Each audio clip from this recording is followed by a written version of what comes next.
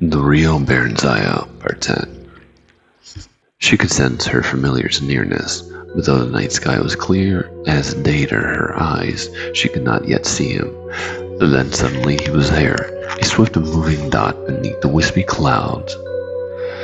Then suddenly he was there, a swift moving dot beneath the wispy night clouds. A few more minutes and the great nighthawk was there, wings folded, talons reaching for her thick leather armband. She carried the bird to its perch where it waited, panting, while her impatient fingers felt for the message secured in a capsule on one leg. It drank, then ruffled its feathers and began to preen, secure in her presence. A tiny part of her consciousness shared its satisfaction with a job well done. Rest earned, yet beneath that was an unease.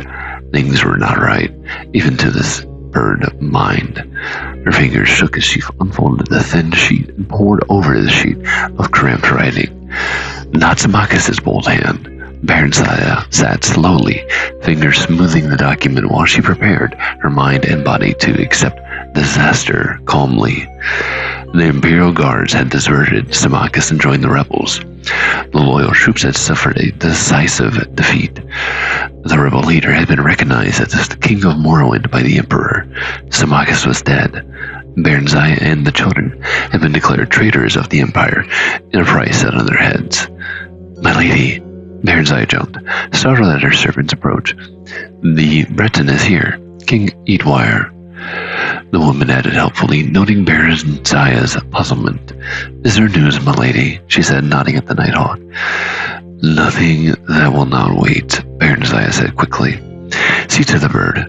King Eatwire greeted her gravely and courteously, if rather fulsomely. He claimed to be a great admirer of Samachis, who figured prominently in his family legends. Gradually, he turned the conversation to her business with the Emperor. Finding her non-committal, he suddenly muttered out, "My lady, Queen, you must believe me. The man posing as the Emperor is an imposter. I know it sounds mad, but No," Barenziah said, with sudden decisiveness. "You are correct, I know." Eatwire relaxed back into his seat for the first time, eyes shrewd. "You know? You're not just humoring a madman." "My lady, we need your aid." Barenziah smiled grimly at the irony. "Of what assistance might it be, my lord?" Quickly, he outlined a plot. The Imperial sorceress Rhea Silmain had been killed and declared a traitor by the false emperor, yet she retained a bit of her power and could yet contact a few of those she had known well on the mortal plane. She had chosen the champion who would undertake to assemble the missing staff pieces and use the staff's power to destroy Yeager Tharn, who was otherwise invulnerable, and to rescue the true emperor, who was being held prisoner in another plane. However, the chosen champion languished now in the Imperial dungeons. Tharn's attention must be diverted while he freed himself with Rhea's help. Barenziah had Tharn's ear and eye. Could she provide the necessary distraction? "I suppose I could obtain another audience with him. Would that be sufficient?" "What do you mean, his eye?" Eatwire looked uncomfortable. It was whispered among the servants that Yeager Tharn kept your likeness in a sort of shrine in his chambers. "That surprises you?" "Yes and no. Our chosen one may need a few days to escape." "You trust me in this?" "Why?" "We are desperate, my lady. We have no choice. But yes, I do trust you. Samachis is dead," Barenziah explained quickly and coolly. "My lady, what dreadful news!" For the first time, Eatwire's urban poise was shaken. "Under the circumstances, we can hardly ask. Nay, my lord king, under the circumstances, I must do what I may to avenge myself upon the murder of my children's father. In return, I ask only that you protect my orphaned children as you may. Most willingly to do so, I pledge. Most brave and noble lady." Old fool, Barenziah thought. She did not sleep that night, but sat in a chair beside her bed, hands folded in her lap, thinking long, deep thoughts. She would not tell the children. Not yet. Not until she must. She had no need to seek another audience with the Emperor, for a summons came in the morning. She told the children she expected to be gone a few days, bade them give the servants no trouble and kiss them goodbye. Mordecai whimpered a bit, for she was bored and lonely in the imperial city. Now Seth looked dour, but said nothing.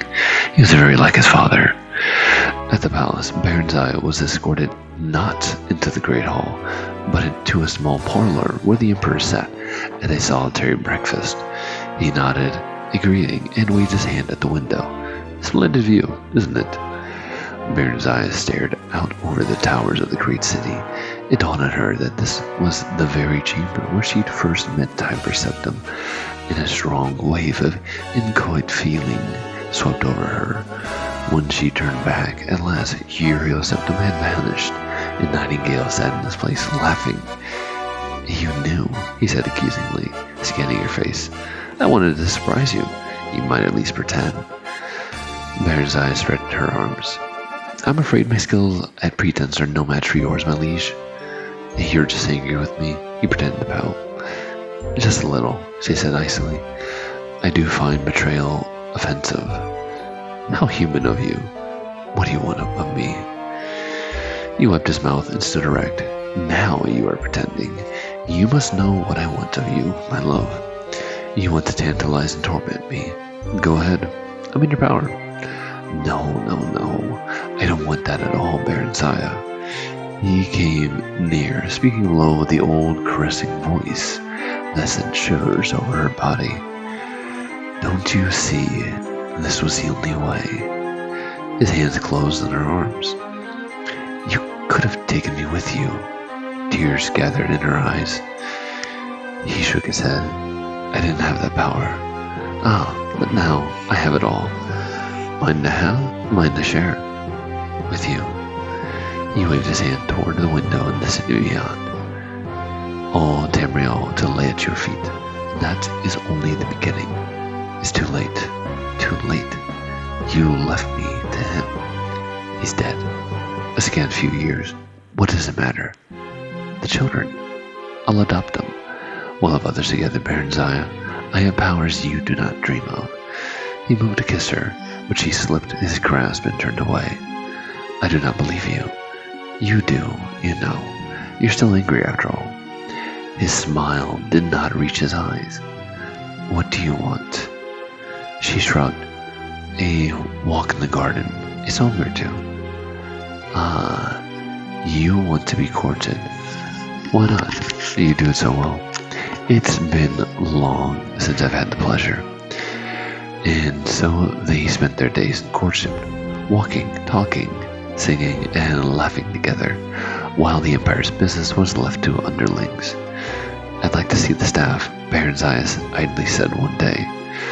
I've only had a glimpse of it. Nothing would give me greater pleasure. Heart's delight, but that's impossible. You don't trust me, Barenziah pouted, but she softened her lips for his kiss. Nonsense, love. It isn't here. In fact, it isn't anywhere. He laughed, and he kissed her again, softly. Now you're talking in riddles again.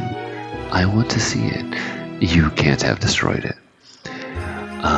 You've gained in wisdom since we've last met. You piqued my interest somewhat. The staff can't be destroyed, and it can't be removed from Tamriel, not without the direct consequences to the land itself. All true, and yet, as I said, it isn't anywhere. Can you solve the riddle? He pulled her to him, and she leaned into his embrace. Here's a greater riddle still, he whispered. How to make one of two. That I can, and will show you. Their bodies merged, limbs tangled together. Later, when they'd drawn a bit and dozed, she thought sleepily. One of two. Two of one. Three of two. What cannot be destroyed or banished might be split apart, perhaps. Nightingale kept a diary. He scribbled entries in it each night after quick reports from his underlings. It was locked, but the lock was a simple one, so Barenziah managed to sneak quick looks at it while he was occupied in toileting himself. She had discovered that the first staff piece was hidden in an ancient dwarven mine called Fang Lair, although its location was given only in vague terms. The diary was crammed with jotted events in an odd shorthand, and it was very hard to decipher. All 10 real, she thought, in his hands and mine, and more perhaps, and yet, for all his surface charm, there was a cold emptiness where his heart should have been, an emptiness of which he was quite unaware, she thought. One could glimpse it now and then, when his eyes would go blank and hard. Peasant dreams, Barenziah thought, and straw flashed before her eyes, looking sad, and then Theris, with a mocking smile, and the empty eye sockets. Symmachus, who did what must be done quietly and efficiently. Nightingale, who would rule all, and more, and yet spread chaos in the name of control. Barenziah got reluctant leave from Nightingale to go see her children, who had been told of their father's death and the Emperor's offer of his protection to them. Eadwire called on them while she was there, and she told him what she had discovered so far and explained that she must remain a while yet and learn more as she could. Nightingale teased her about her elderly admirer. He was quite aware of Eadwire's suspicion, although, as he said, no one took the old fool seriously. Barenziah managed to arrange a reconciliation of sorts between them. Eadwire publicly recanted his suspicions, and his old friend forgave him. Thus he was invited to dine with them at least once a week. The children liked Eadwire, even Healthseth, who disapproved of his mother's liaison with the Emperor, and consequently detested Nightingale. He had become surly and temperamental, and frequently quarreled with both of them. Eadwire was not happy either, and Nightingale delighted in publicly displaying his affection for Barenziah. They could not marry, of course, for Septim was already married.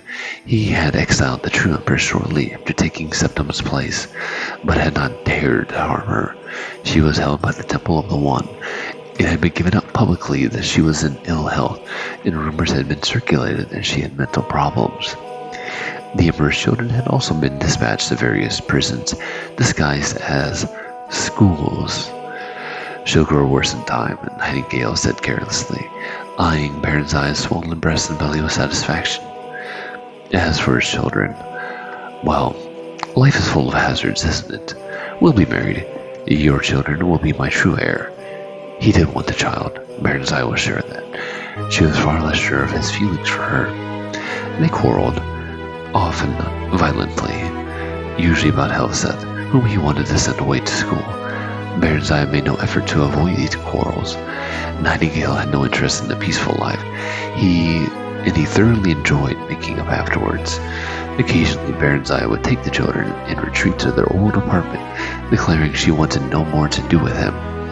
She was 6 months pregnant when she finally deciphered the location of the last staff piece, an easy one since every dark elf knew where Dagoth Ur was. When she next quarreled with Nightingale, she simply left the city with Eadwire, and they rode hard for High Rock and Wayrest. Nightingale was furious, but there was little he could do. His assassins were rather inept, and he dared not leave his seat of power to pursue them in person, nor could he openly declare war on Wayrest. He had no legitimate claim on her or her unborn child, and the nobility had disapproved of his liaison with Barenziah and were glad she was gone. Wayrest was equally disapproving and distrustful of her, but Eadwire had much beloved by his prosperous little city, and allowances were readily made for his eccentricities. Barenziah and Eadwire were married a year after the birth of their son Tharn. Eadwire doted on her. She did not love him, but she was fond of him, and that was something. It was nice to have someone, and Wayrest was a very pleasant place, a good place for children to grow up, while they waited and hoped and prayed for their champion's success in his long mission.